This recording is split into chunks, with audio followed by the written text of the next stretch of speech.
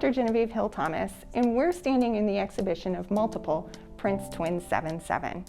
Now, it's named Multiple for a variety of reasons, but one of the multiples that we're going to look at this piece is the multiple in between traditional and contemporary art.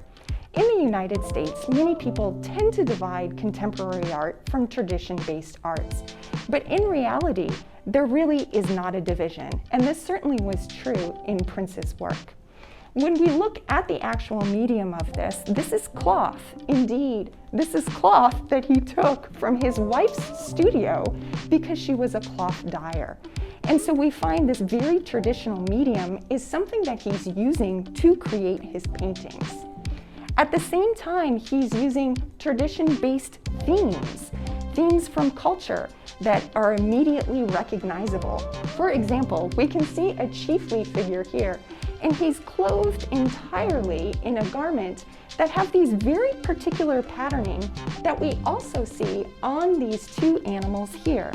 Now, these two animals likely represent pangolins, and the patterning from pangolin scales are often found on chiefly robes in the Yoruba culture.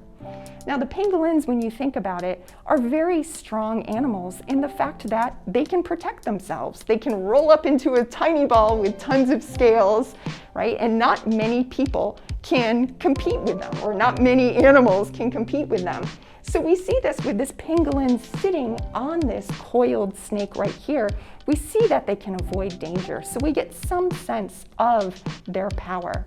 Now, all of this has to do with politics, with traditional knowledge and sayings that's passed down through us through signs and symbols and proverbs for us to realize what good leadership looks like.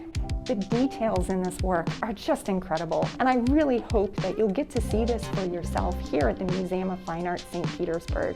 This will be on view until January 15th.